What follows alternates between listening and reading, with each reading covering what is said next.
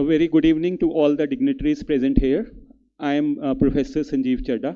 I extend a very warm welcome to all of you in the fourth in the series seminar on the topic, The Dance of Disruption and Creation, Epochal Change and Opportunity for an Enterprise. Ladies and gentlemen, this is the fourth in the series seminar that we conduct every alternate Friday. And today, for this session, we have invited a very eminent speaker, Mr. Nandu Nandkishore, who will speak on the topic, the dance of disruption and creation, epochal change and opportunity for enterprise. We also welcome his co-author, Mr. Neeraj Chandra, who have authored the book by the same name.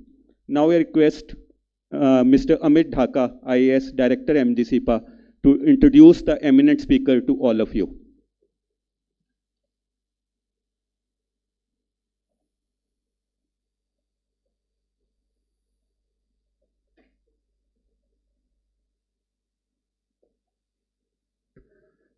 A very good afternoon to all of you. It's my pleasure to introduce Mr. Doraiswamy Nandkishore, Mr. Nandu Nandkishore, fondly called to all of you. Sir is a former CEO and Executive Vice President for Nestle in Asia, Oceania and Africa. He has served 36 years of global experience in FMCG sector. Currently, he is a professor of practice at Indian School of Business and Executive Fellow at London Business School in the field of strategy and entrepreneurship. He is also a non-executive director and consultant for several companies, including Curo Healthcare, Global Resonance, Living Art, etc. Sir has, as our topic suggests, Sir has authored a book by this same title, along with the co-author being Mr. Neeraj Chandra. Mr. Neeraj Chandra is alumnus of IIM Ahmedabad and IIT Kanpur, and he started his career with Unilever and has held various business leadership roles, including Regional Brand Director, Asia, VP, and CEO for Britannia and CEO of Imami Consumer Care. Nowadays, he helps build a new business and transform established companies for exceptional growth through capital and business advisory and board roles with promoters and funds. With an exposure to diverse markets and categories ranging from FMCG, healthcare to fintech and new services, he has a strong professional interest in strategy, branding, innovation, and GTM models. So I request both the dignitaries to please come on the stage.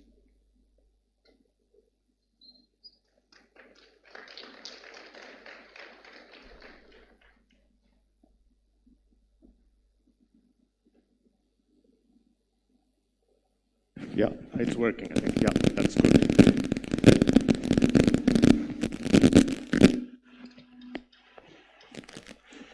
So, good afternoon, everybody. Let me get started, and then the way it will go, I'll quickly talk for about 10 odd minutes, then I'll introduce and ask NC, as I call him, to speak. Then we'll invite Mr. Anirudh Tiwari to speak for a little bit. Then we'll throw the floor open to questions.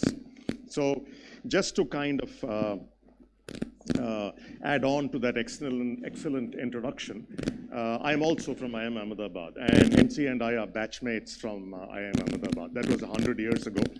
And at that time, so I'm originally Tamilian from Mysore, and I met my wife, who's from Chandigarh, and she's Punjabi. So ours was the original two-state story that Chetan Bhagat copied, and he hasn't even paid us any royalties after that. So, NC and I, we were sitting and talking with our experience, and we said, we both started working at an age where we didn't have calculators. We used to use slide rules for calculations, and today you have these wonderful computers at our fingertips, which is a fantastic computer. So we were thinking about the change and amount of change happening, and arguably, the 150 years from 1850 to the year 2000 have seen more technological change than the 50,000 years of human history before that. So before that, you had agriculture, fire, and the wheel as the big human inventions. Suddenly, in these 150 years, you had electricity, you had telephones, you had radio, you had television, you had motor cars, steam engines, planes, rocket ships, and the world was very much a smaller place. And this rate of change has accelerated into this century. So the first 20 years of this century have seen more technological change than the 150 years prior to that. Today, we cannot imagine life without internet, without Uncle Google, without, for some reason, this is creating a lot of echo. Maybe I should take off my jacket. That will make less of this rustling noises. Let me do it like this. Take this off. In any case, it's nice and warm, so I'm happy to take it off. Yeah, we can't imagine life without all these wonderful things, without mobile phones, smartphones, and none of this existed 20 years ago. So we were wondering about how life is changing and what this means for us as people, what this means for businesses, what it means for organizations. We are blessed and fortunate that we have seen so much change and survived and coped with the change.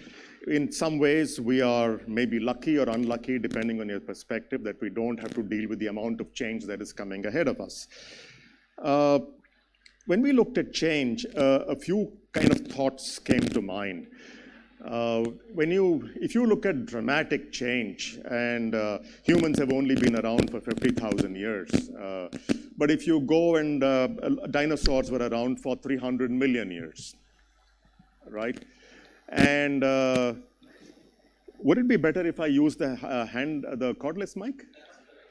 Yeah, let me switch this off.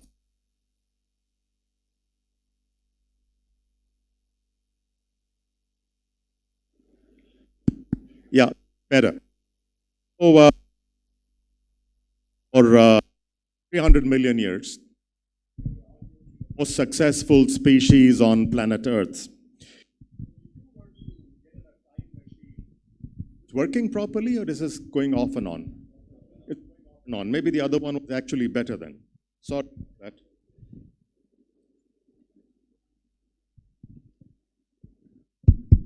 Yeah, this seems a better one. So if you get in a time machine and you go back, to a dinosaur and say, dinosaur ji, I'm from MGSIPA and ISB. I'm doing a consumer survey. Aapke safalta ka rahasya kya hai? So the dinosaur would say, Lux Saundarya Sabun. Of course, pehle kehna hi hota hai, beauty soap of the stars. But after that, the dinosaur would say size, strength, speed, and sharp claws, sharp teeth, and stuff like that. And yet, when that meteorite came and hit the Yucatan Peninsula, the dinosaurs couldn't survive, they all died. The core learning we get from the work of Charles Darwin is, in times of great change, it is not the strongest to survive, it is not the most intelligent to survive. The ones who survive are the ones who are most adaptable to change. Today, we are living in times of great and dramatic change. So the organizations that survive, the people who prosper, the societies that prosper, will be the ones that can learn and adapt to the change faster than anybody else out there. And in this context, so we started wondering and asking ourselves, so what are the kind of changes coming? And of course, technology is the obvious one. So that's why we kind of said, and we're going to talk I'll talk about the non-technology changes, and NC will talk about some aspects of the technology-driven changes. So what we started to realize was that there are a number of silent tsunamis that are coming under our noses that we don't even realize.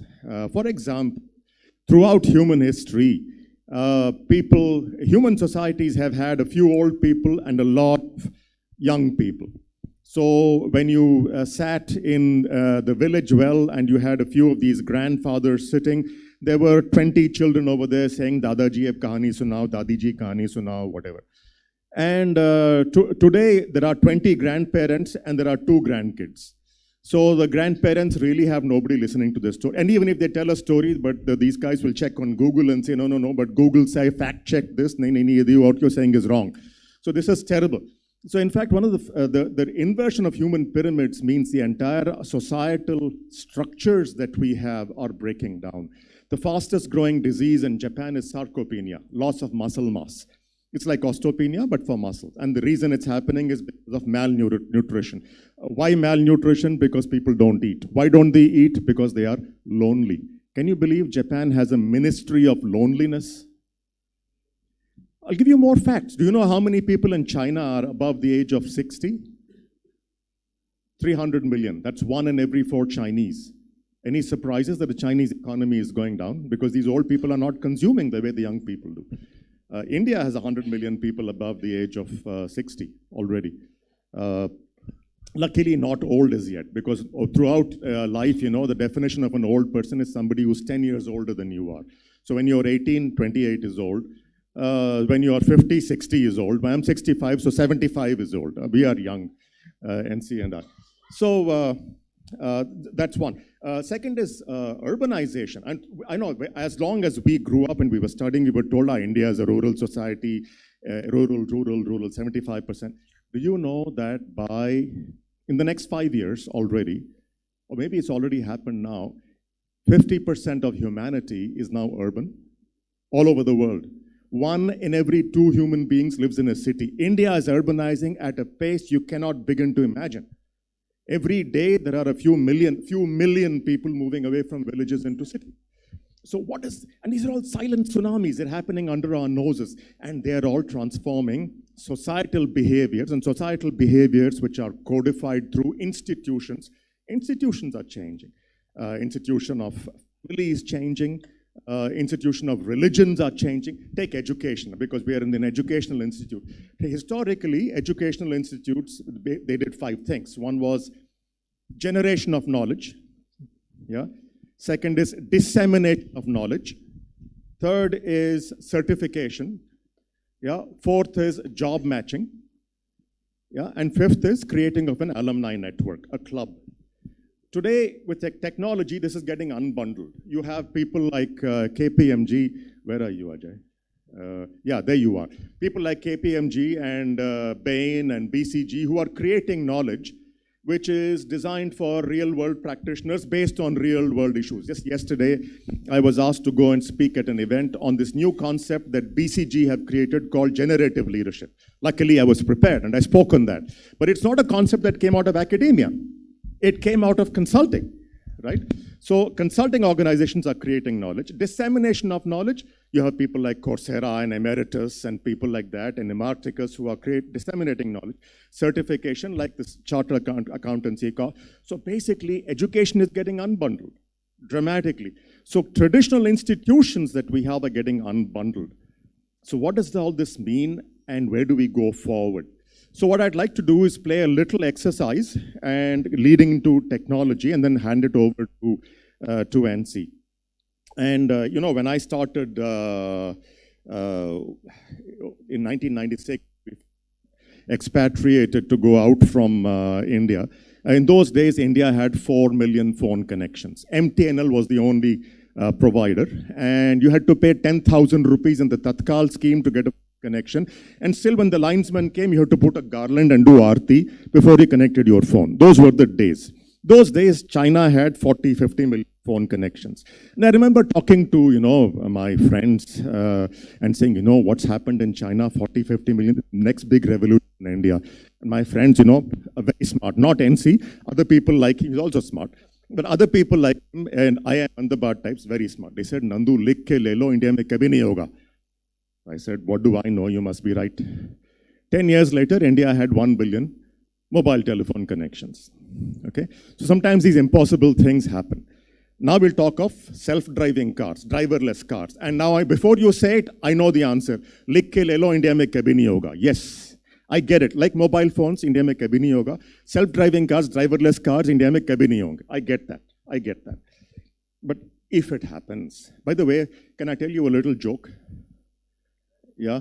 So when I was small, you know, we used to go to my grandparents' house, and they had a car at home. It was parked in the garage for important people. Like in grandchildren ko lene ke liye, the Belgadi used to come to the railway station. So then we used to get in the Belgadi, we used to go. Along the way, The guy driving the Belgadi felt like drinking a coffee. So he jumped off and went to have a coffee. The bullock cart, Belgadi kept going.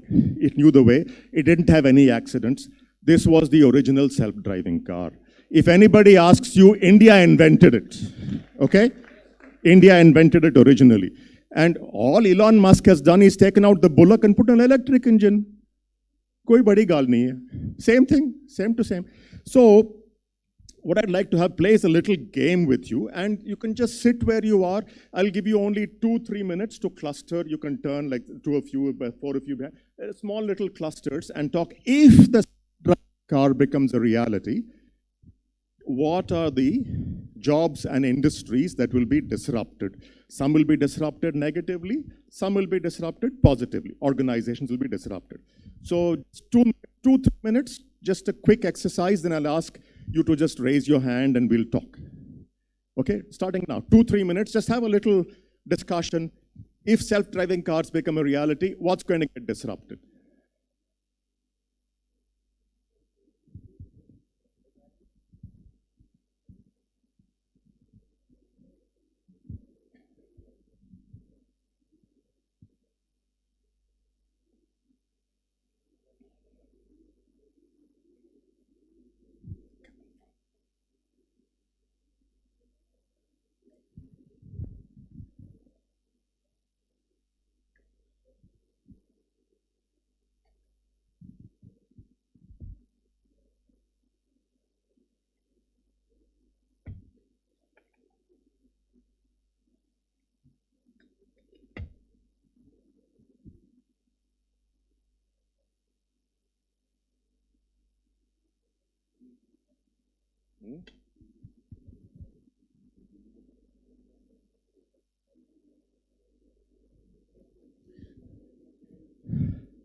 Gulshanji, maybe we need a mic for people who wish to talk, to pass it around. Yeah, just be ready. Somebody talks, you can take the mic. Thank you. Okay, any thoughts? Let's just, yeah, please. Over here, first row.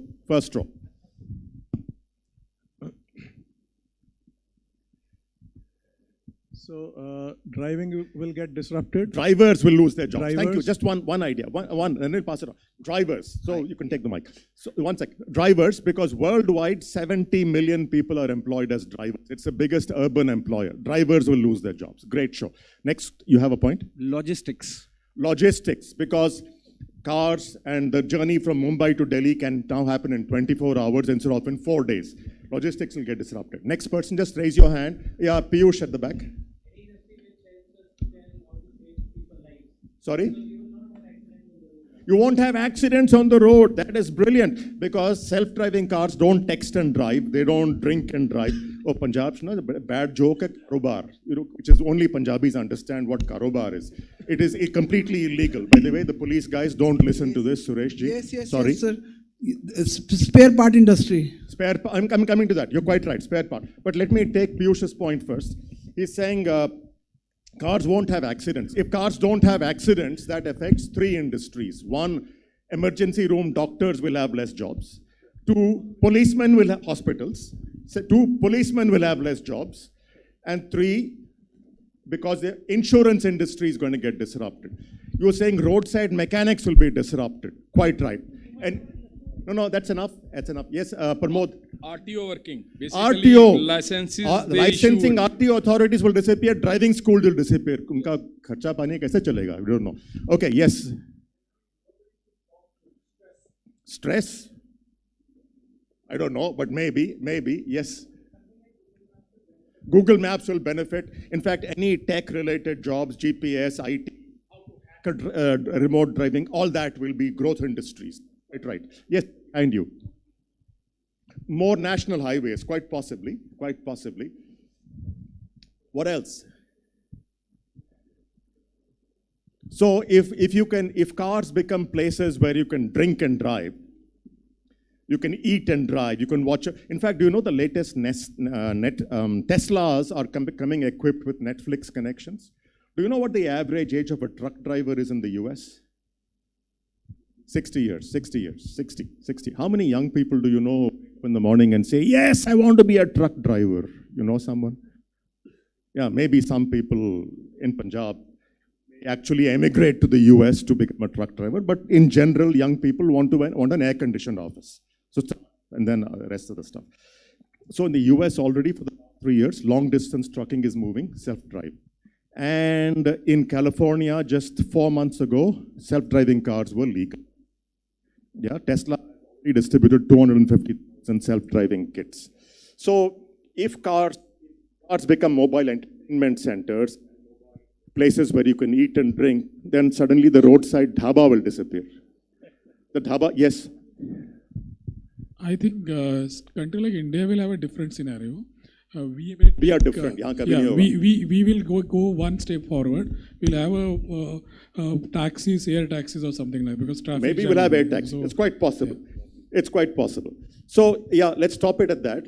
What I'm going to do is pull together the learnings. Here is saying here two big learnings. Here is one change, self-driving cars.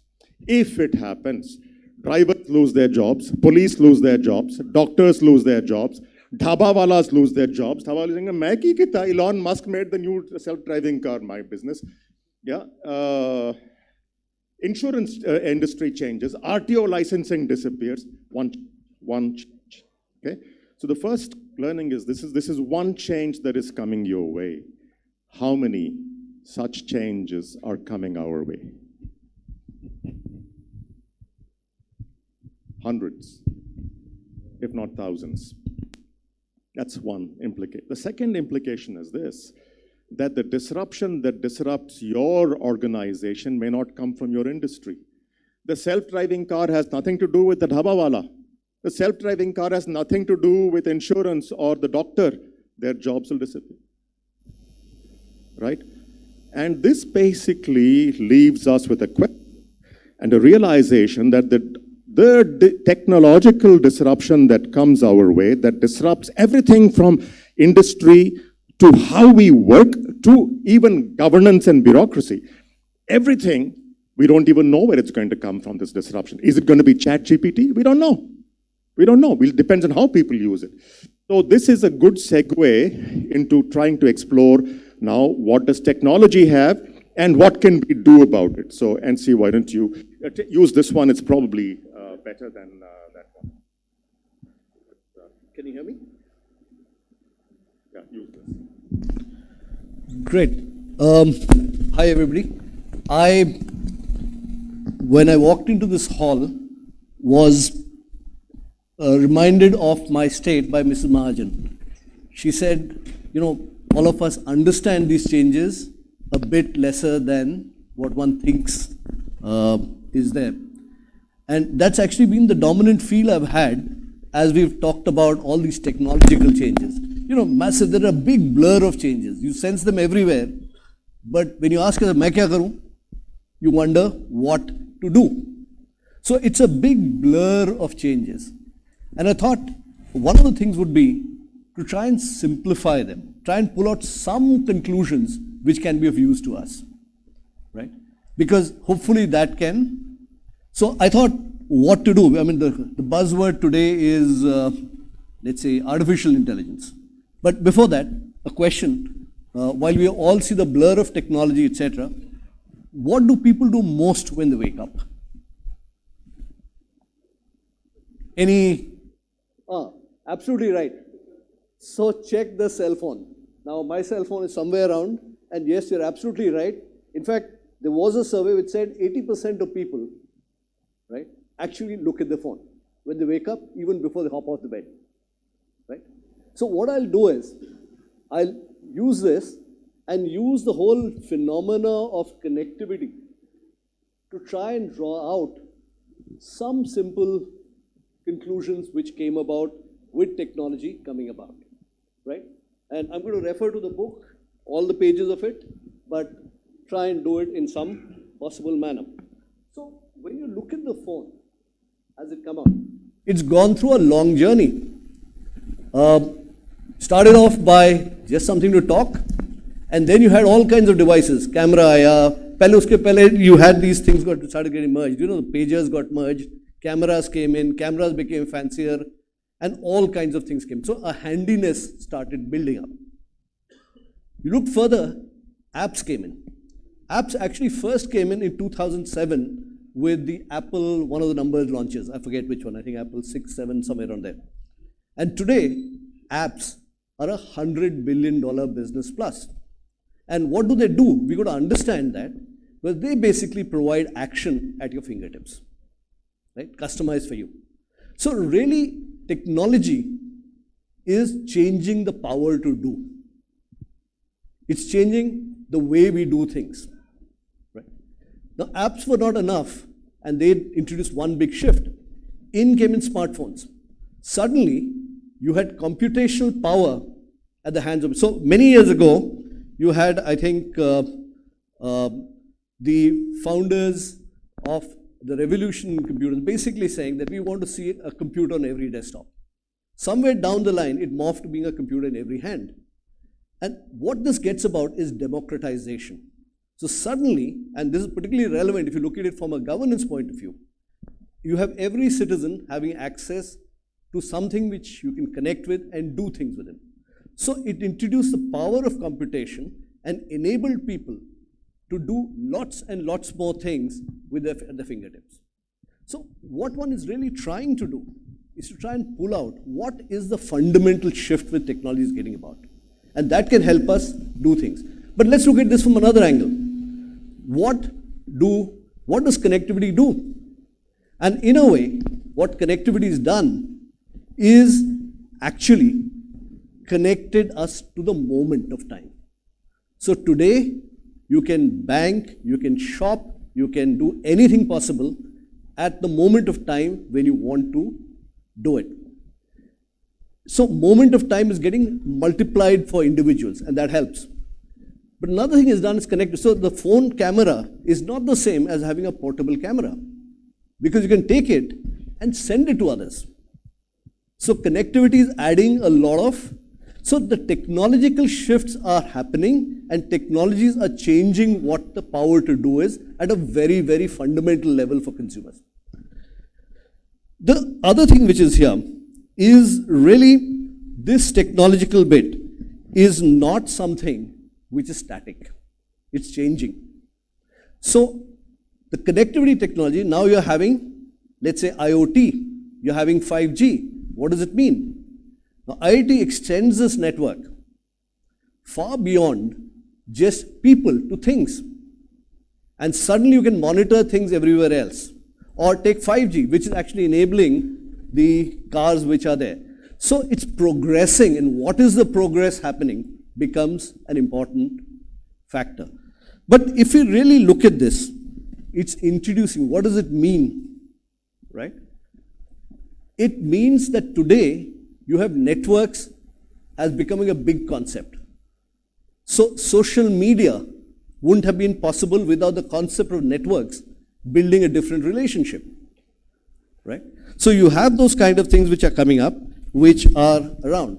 Similarly, what happens when you're living the moment around? So businesses and governments and social organizations are today connecting to every click. So 10, 15 years ago, the shops connected you being in a shop.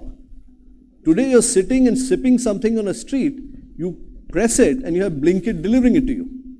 So businesses are being forced to change and connect to the moment.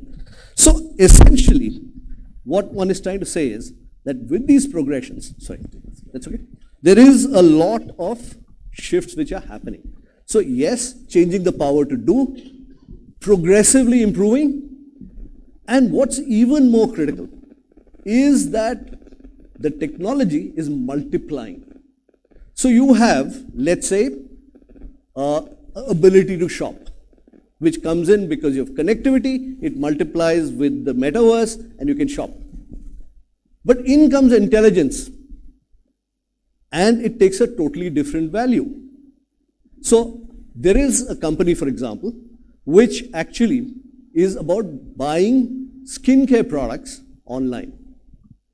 So what do? In comes intelligence. Now they say, take your photograph, send it to us, we'll use artificial intelligence to predict what skincare problems you have and give you back a solution, which is far more efficient. You're getting dermatological care out there. So these trends are multiplying, right?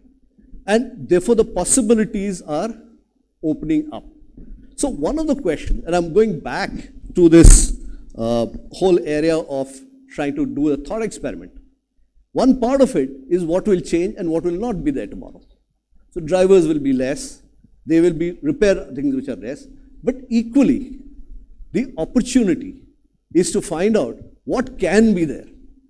What can we create using some of these things, right? And that is the other side of the coin, which is not only, it's not just a dance of disruption, it's also a dance of creation. And we have various examples of that, which is there. So not only will these industries multiply, we haven't yet talked about things which are actually happening today, which you haven't seen yet, or which are newer. So what does a drone introduce? It introduces the ability to change dimensions. And what do you do with it? Or there are massive changes which are happening in, let's say, the context of healthcare. And sometimes technology is spawning off something. So something very simple as, let's say, social media, one simple shift, but it's changed the whole world of how we connect to people. Not only that, it's changed the way advertising is happening. So it has a ripple effect, which is really going again and again. So enough to say of that, but really technology is wonderful. And if we understand what is there, and some of the examples we have can help in building that out. Very quickly, but technology is much more than just changing what we do. Technology is changing societies, people, changing, in fact, the whole structure of what we do. So one simple example, today, the consumer is getting rewired. So today, everybody is in a anytime, anywhere mode. If you have to do things, you want to do it then and now. Similarly, with artificial intelligence, you need an assistant. So, for example, I was watching Nandu send his messages out, dictates, the assistant converts into text and sends it out. So, our living paradigm is totally changing to be things of that kind which are happening around. Really speaking, I just want to take one example of how technology is changing society. So let's go back and let's think of how habitation got built. So there's a nice river. Somebody said, habitable place, pani milta hai. It's a, yahan pe, there's a settlement which comes up. Over time, settlements became where trading could happen. So all the old cities, whether on the Silk Route, etc., places like Samarkand or even places like Delhi, actually grew up as trading mercantile cities. Technology changed, the livelihood changed, and in came the Industrial Revolution, and you started getting industrial cities, right? When you get them, you have things which happen, which are very, and you get a Bombay, you get a Calcutta which built up, etc. But now technology is changing again. We are now going to have a situation where things are digitized, where work is not blue collar, but almost like a white collar or a gray collar work. How are our cities going to change? And therefore, technology is changing the very structure of society. So a Delhi today, yes, one big shift is going to become a 3 crore population city in the next 5 to 10 years. But it's not just more people collecting together. The people there in Delhi are wired differently from the Delhi where I grew up, right? It's a very different Delhi. That's not only it. What's also happening is that the structure of the city is no longer going to be industrial. It's going to be a post-industrial city. And therefore, there are a lot of opportunities and issues which come up. Suffice to say, it's those kind of issues we try and trade out. So, who all does it influence? Who all need to be thinking of this? And yes, I think we have used the words epochal change and the opportunity for enterprise, because we are biased towards business, because that's basically where we are coming in from. But personally, I think there's a huge difference it makes to social scientists. When society is changing its shape and structure, who else needs to study it but the social scientist? When technology gets adopted, people's behavior change. Like when you adopt, let's say, artificial intelligence, your behavior changes, employment changes. Who's going to do something about it? Laws have to change, right? There is an impact on that. So social scientism, similarly, the opportunity is huge, and some of those things are there, let's say, in the way we get governed, right? It's a big area. So it's an opportunity not only for large businesses or small startups, but for everybody. And I think at that, I think it's a good segue. What I would like to do is, I think we have with us a lot of people who've done disruptions around. And what I request is Anirudhji to talk to us through the possibilities of disruption coming in from when you look at it from a governance point of view. Right? And over to you. Thank you, Neeraj. Thank you, Nandu. It's a very tough task for me intervening after such a fantastic talk. We are also engrossed in it. And there's so many seniors sitting here who are much well versed in the business of governance, if I may say that. But very rightly, I mean, as you say that disruptions happen, and when societies are disrupted, governance also gets disrupted. Disruptions in governance would surely happen and can happen in many ways. It will happen continuously, and surely it will bring in more challenges. Now, disruptions in governance could happen in the political way. You could have a new party coming into power, which may have a new ideology, which may have a new form of governance, which may have its own thought process of governance. We've all seen that. And here, I'm not even talking about the dictatorships. I'm not even talking about the military coups. We could have disruptions coming from the social perspective. New pressure groups could be coming in. New classes could be emerging. Middle class comes in.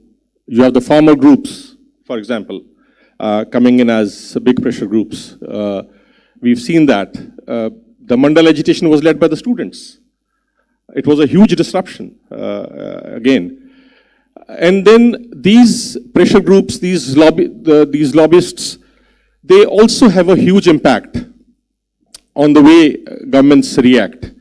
Whether it was right to work, right to food, all of these came under the pressure of disruptions that were brought about by social groups. The third could be economic. And not only when growth happens, development happens, new groups come in, middle class, for example, now middle class is coming in, more vocal about their rights. They expect different responses from government. Also, when economic policies change, we were all used to the quota Raj, the license Raj. Governance was a different ballgame. The officers from the 80s, 60s, 70s, 80s, they had a different perspective. They had a different way of governance. People who came into the 90s when we had liberalization, their response, the disruption that was caused by liberalization really changed everything. We have moved further down when, apart from liberalization, today the perspective of government is on facilitation, not even regulation. So whether it is the Customs and Central Excise Department or other regulators, you are expected to be facilitative rather than, the inspectorage. The inspectorage is breaking down. The industry is being facilitated. So every day the pressure from government is that how many inspections have you removed? How many inspections have you done away and made online? That's another kind of disruption that happens.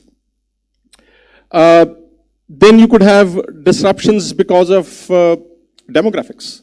We were just talking. Some countries are facing the problem of aging. Others are facing the problem of youth. We are facing the problem. Where are the jobs? Governments today are hard pressed to create jobs. We say, that we are kind of reaping the demographic dividend. This could actually also be a problem for the governments. Where are we creating those jobs? That's another one. Then you could have disruptions which should come in through new thought processes. For example, this whole concept of climate change and new perception about environment, sustainability, it has again disrupted the form of government. Ask the mining industry. Nobody ever even bothered about sand mining from the riverbeds.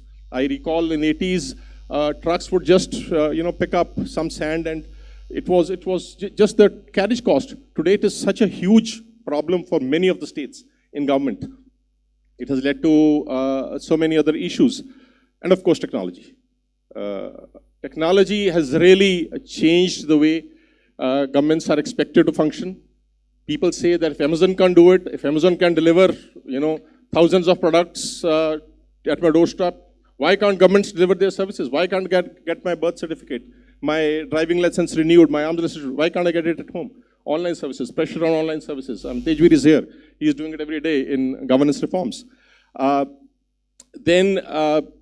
People, this also, we talked about cameras in phones. It has also meant that every citizen today is aware, and we have all these sting operations coming in. Corruption, exposure of corruption, the right to information. Toffler said, knowledge is power.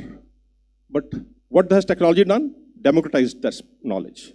And today, earlier, what would happen is that particular notification, which was issued by the government, was in the safe custody in a file which was with one person, and he was really exercising complete power over it.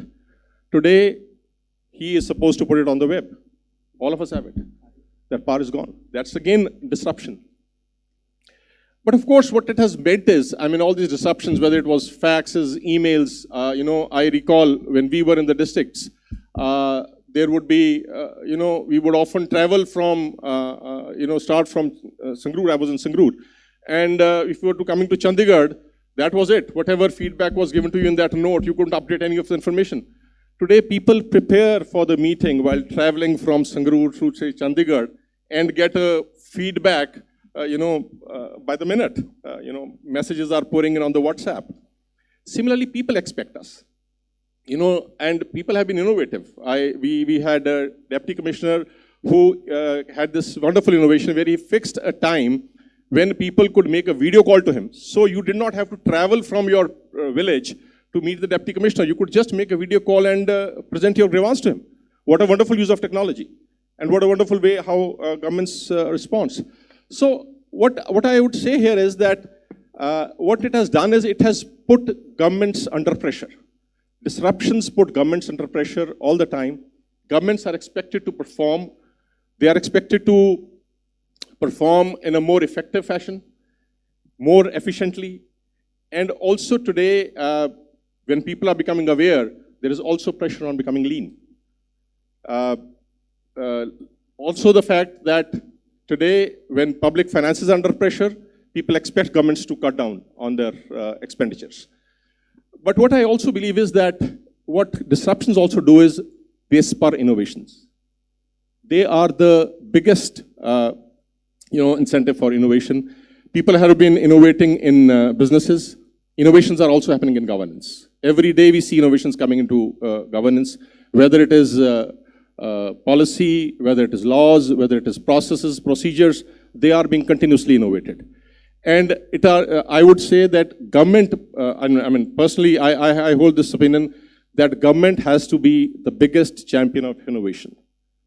Because the ability to take risks is maximum with governments. No other entity can take the amount of risk that a government can afford to take. So governments should be the biggest champions of innovations. And I would say that government should spur this culture of innovations amongst startups. And I do hope with these innovations, we would have governments which respond to these challenges much more effectively, much more efficiently, and in a much more efficient fashion. Thank you so much. Thank you. Thank you so much, Abhinav. Anirudhji. This is a time to open up for questions. After we take another 15-20 minutes to respond to your comments, reflections, and or questions. There's some chai and coming to you in a minute, taps. Chai and samosas or something outside. And the books are available for anybody who wishes to purchase. The Indian edition is available. And if you, just kind of ask us, we'll probably sign it as well at the time once you've purchased it. So let me just throw, Tejinder, yeah, you have a question. If you can, somebody can pass him the mic, please, yeah. Yeah, thanks, Nandu. A quick comment first. You mentioned Chetan Bhagat not giving the royalty. That's because you ragged him when he was in college. No. He was 10 years after me. I didn't drag him. Anyway, okay, look, having been working in technology ever since I left college, it's almost more than 40 years now. There are two things. One, you look upon technology as an owner, or you look upon technology as a slave. Unfortunately, what happens is that in all our eagerness to adopt new technologies, we become slaves to it. Right. You talked about 100 million apps that are there on the phone, that are available. How many apps on an average do you have running on your phone? Maybe 10, 12. The others are there. Somebody created them, but they're not relevant. So technology has to be something that you use, not something that uses you. And then, unfortunately, what happens is that in all this creation of technology is the second part which we become slaves to. Very good insight. Very good insight, Taps. Yeah. The use of social media Yeah. actually is creating barriers. Yeah.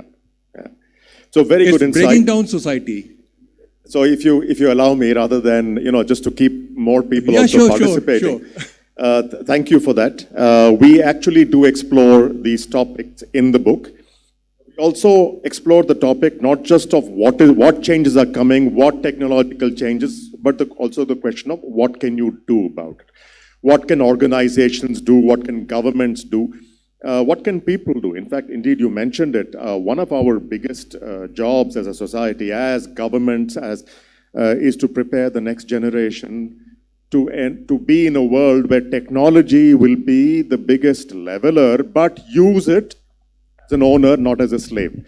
So how do we prepare people to do that? I think that is something we all need to put our minds to. It's a fundamental societal shift. It's a great insight. Thank you, Taps.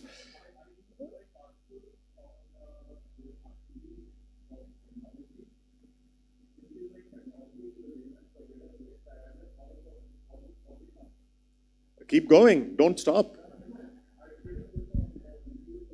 Wonderful. Wonderful.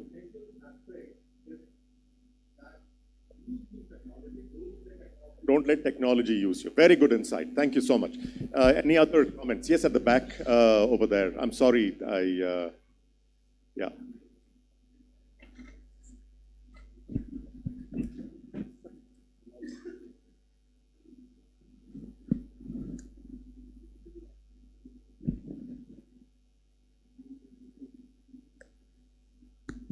Yeah, it's working. Yeah. Hello. Can you hear me? Yep, absolutely. Yeah. You've talked of democratization being brought by technology. Could you also say something about centralization being brought by technology? Because it will help, my view is that technology will also help autocrats in bringing more regulation, more manipulation, more monitoring, and that is a danger. And also monopolization of power in hands of people who are the members of the cloud. Could you talk of these two things? Very good question. And I think both these questions are raising things which come along with technology. In one case, becoming slaves of technology. Becoming slaves of technology. On the other hand, effects like centralization and so on and so forth. So I just want to step back a bit and introduce a thought there. Any technology which is disruptive changes people's lives. If it didn't, it would not be disruptive. Now, as a society, we've got to engage with those changes and shape them again, just like we engaged with changes at the time of the Industrial Revolution, just like we did as a farming society, or just like when we were hunter-gatherers. So I think the questions we raise are very, very relevant. So as along with this technology, there will be changes. One change is what you mentioned about the ability to police the Chinese state. Another could be data and privacy. A third could be jobs vanishing. These are live issues, and that's why technology is not standalone. It's got to involve society, and society has got to really find solutions to that. And absolutely bang on. And there'll be many more, because rate of change is going to go up and up and up. So something as simple as a drone leads to a drone policy. And to build on this, because it's a both questions, great questions. This book, snapshot at a point in time.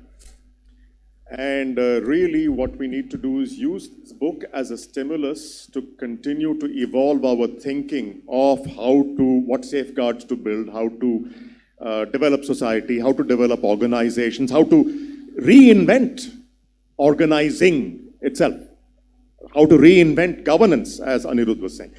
So all of this is what we have to do. So one of the hopes we have is the book as a starting point to involve you, all of you, using the web to create a discussion forum where we exchange ideas and new developments as and when they come. So this actually becomes the start of a live democratic process of dealing with change.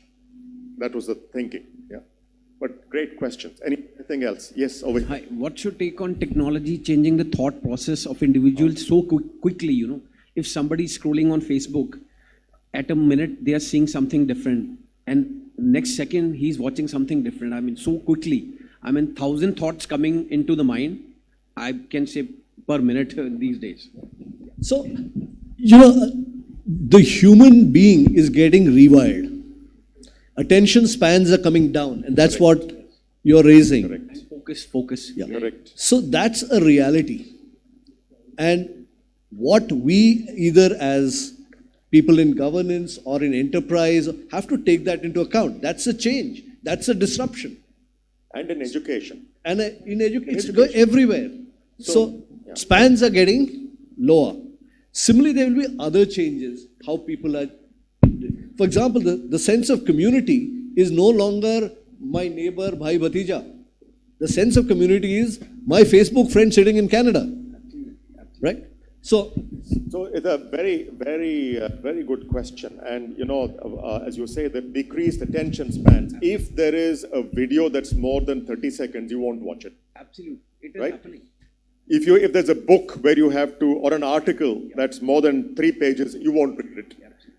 So how do you, as you see, the human brain is getting rewired, and in some ways it is becoming very distinctly unhuman of 20 years ago or 50 years ago. So should we, as an education, so as a society, should we in fact consciously get people in schools, in classrooms, at homes, in families off technology and going into practices like meditation to teach them how to focus the mind, to keep it targeted rather than keep changing, which is what social media is driving. It's a very good question, very deep. We have thoughts. Yes, so there's a great so much. over here. Yeah, we don't have answers. We have over here. One thing that technology does is shift the economy problem from production to consumption. Yeah. And Japan is one example where they led in technology, they led in production, and consumption suffered, and it went down. And you must be remembering The Brave New World, the book, where people were given everything free to keep up the consumption. Yeah, this is one disruption. We have not been able to. This is a scary thought, actually, because China is suffering from it. Consumption is down, production is up. No, this is a scary thought, because if you take this artificial intelligence, GPT, roboticization thought forward, there was this famous experiment that was done in this university. Was it in Berkeley or somewhere? Maybe Karan, you might remember this, where they took a bunch of mice, yeah, and they created an ideal environment for them, where they just go, they press a button, they get fed. So they had no competition anymore. So in the first, they put four pairs of mice into that. So the first 3-4 generations, they just multiplied like mad.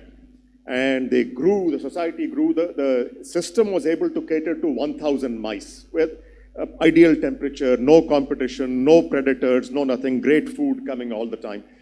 And after they reached a population of about 500, the population peaked.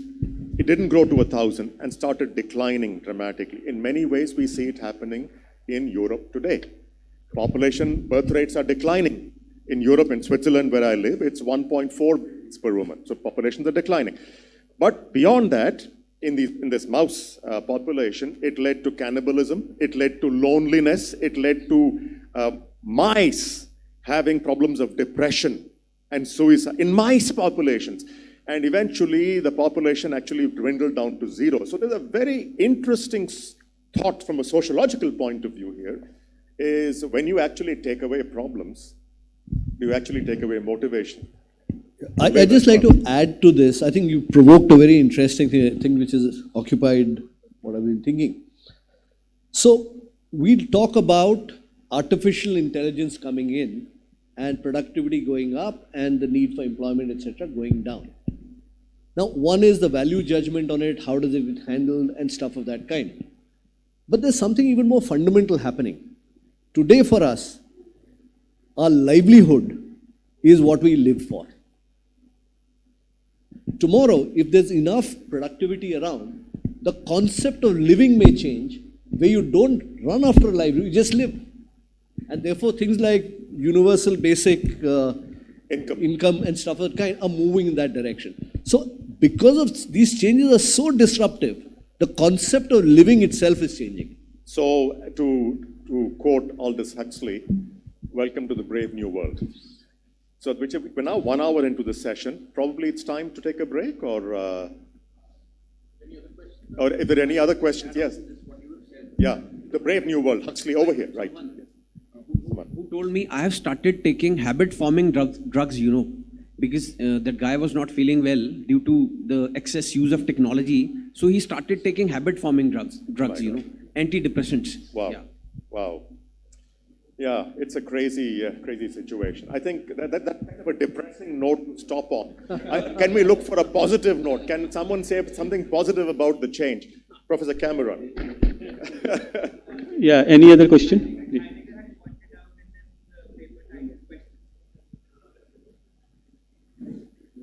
The philosopher Heidegger had pointed out in his paper titled Questions Concerning Technology that technology does provide us an opportunity if we know how to make the best use out of it, for which we need to be authentic beings.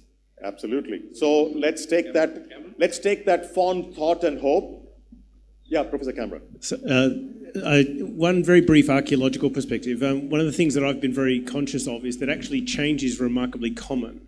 And I think we have a tendency to think that consistency and conservatism is a standard state, whereas in actual fact, change is more common. Change is much more common than we're used to. I think the problem that we have at the moment is it's happening far too quickly. It's so the I think speed of change. Yeah, and it's what we call epochal change. Because it's like dinosaurs. It's that kind of change that's happening. Quite right. Yeah. Thank you. In fact, I would like to ask one question, you know. Yes. Has this study been done? In fact, the entire technology is meant to empower the human beings. In fact, the study needs to be done, whether it has empowered the human being or actually it has made them slaves. In fact, you know, I just have one, you know. If you ask today's student, I've been teaching, you know, ask them 2 into 2. He will not be able to tell you 4, you know. He will, refer a computer.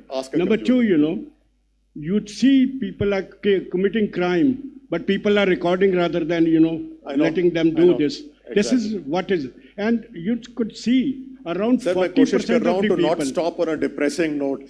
No, I depressing note introduced. Say that let technology become a lever, because 40% of the poor people don't have access to that. So how you make this? That's the positive note. How can we make technology yes? I think just drawing from there, this thing is a huge opportunity for all of us.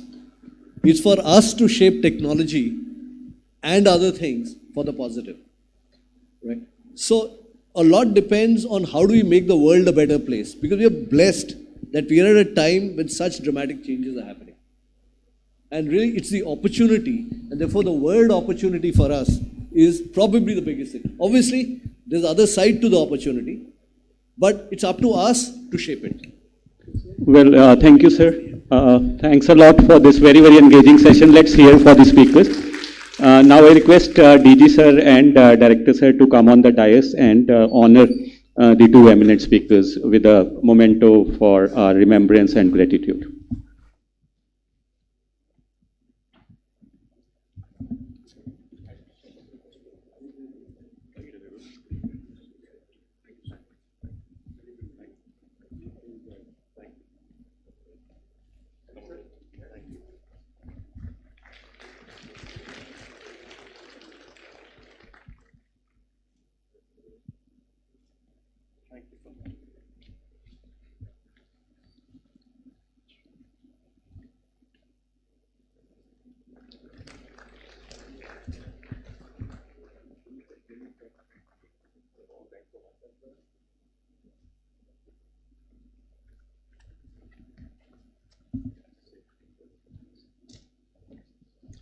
Well, thank you, Mr. Nandkishore and Mr. Nidhi Chandra. That was very interesting and exciting. And I must say that you've disrupted the thought process of a lot of us. And I do hope that it leads to some creative thinking. And I was just wondering that if all of us could just once again read the title of their book and pick up the words. And I was tempted to pick up all of them: disruption, creation, epochal change, opportunity for enterprise, and make them dance. Thank you so much for a lovely evening, and may I all request you all to please join us for a cup of tea. Thank you so much.